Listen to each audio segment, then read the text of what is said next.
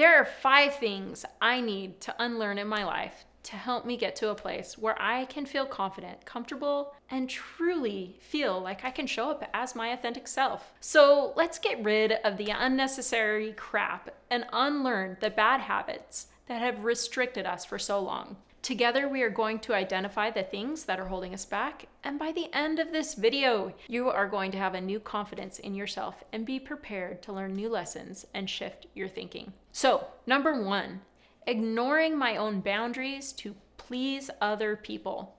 Now, we all have needs and wants, and the people in our lives have needs and wants too. And so often in family relationships, we are ignoring our needs to meet the wants or needs of another person. Or it could look like moving our boundaries to make it more comfortable for another person that we care about and we love. And I'm not here to tell you that that self-sacrificing behavior is not okay or that you need to be different. The question to ask yourself is, are you ignoring your own boundaries to please other people? And is that working for you? This is something that has showed up in my life. And I realized in a lot of my really close relationships, in my partner relationships, in my marriage, in relationships with family members, I felt very betrayed. And I felt self-righteously betrayed.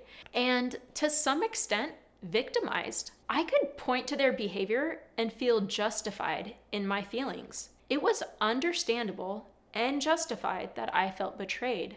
But I realized something else. I realized in the depths of extreme pain and hurt in becoming aware of these patterns of betrayal and the pain that was caused from the betrayal, that I was ignoring my own boundaries, that I was betraying myself in how I showed up in my relationships. And if I didn't participate in my own self-betrayal, their betrayal wouldn't matter. And that was eye-opening. That was awakening. That was an awareness for me that I needed so that I could show up for myself and stop with the self-betrayal and see how that changed my life. That looked like doing a lot of little things in my life, like saying no when I needed to say no, saying I'm gonna have to think about it when I needed to think about it. It looked like asking myself the question, am I betraying a boundary? Am I betraying myself? Number 2 of things to unlearn is changing myself to fit into social situations. So this can look like a lot of things to different people, but ultimately it comes down to having a fear of rejection. And certain personality types are relationship driven. They need connection and social acceptance. They need that understanding and camaraderie of a community. If you've had experiences in your life where you felt like part of you was unacceptable, or that you needed to change and be different than who you really are to be accepted, your solution or coping mechanism might be to change yourself to fit into social situations. The thing to ask yourself is, if you believe that who you really are is unlikable or unlovable or unworthy, to some extent, you are rejecting yourself. And you are not accepting yourself. When you are rejecting part of yourself, it goes against your beliefs that anyone else could possibly love or accept you for who you really are. Number 3 of things to unlearn is sacrificing your voice or beliefs to avoid conflict. Now, this usually shows up for people who are a little bit on the quieter side, who really value comfort and relationships with others.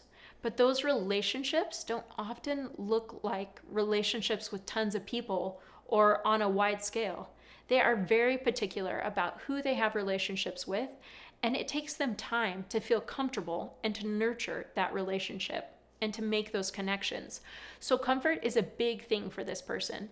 And so often differing opinions are uncomfortable and it feels like conflict. And so they will tend to be subservient or easygoing or passive to just get along, while on the inside, they're not comfortable and the conflict is growing and it's overwhelming. If this is something that shows up for you in your life, that you have a tendency to sacrifice your voice or beliefs to avoid conflict, I would ask you the question, how can I express my needs in a way that is comfortable for me? Number 4 of things to unlearn is believing my self-worth depends on my productivity.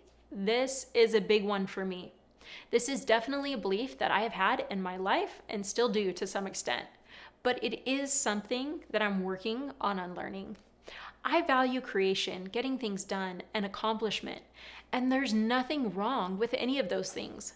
But what happens is I take my self-worth as a person and I attach it to my accomplishments and to getting things done. Number 5 of things we need to unlearn: believing that we need to earn our self-worth. The truth is, your worth, my worth, every person's worth is not something we can earn in any shape or form. I believe that our worth is innate, and we brought it with us when we were born. And for me, I personally visualize carrying my worth right here in my heart. But what happens so often in our life is we all have the things that we value, and that the things that we value are important and necessary and beautiful. They are what makes us uniquely us. And the solution isn't to just stop valuing the things that are important to us.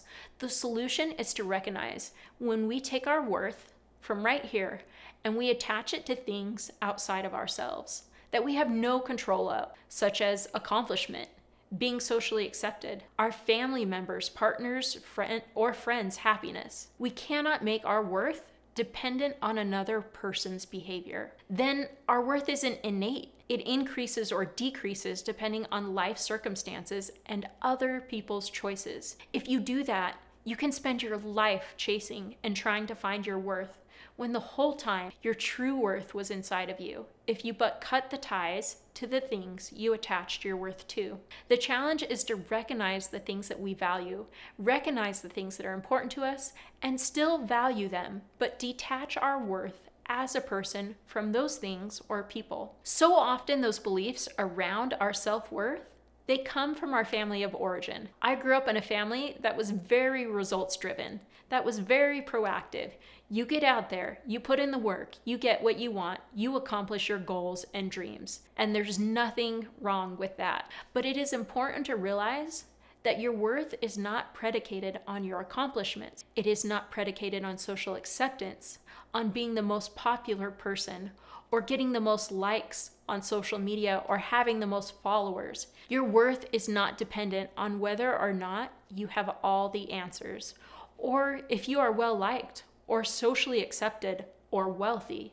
Your worth is not attached to anything outside yourself. It is here. I have a question for you. What's one thing that you can start doing today to bring your worth back into your core so that you can truly be the best version of yourself? What is something you need to unlearn in your life? Did you relate to anything on this list? Comment below and let me know. If you like this video, we got another one for you. What to do if your husband is addicted to porn. And remember to keep shining. We need your light.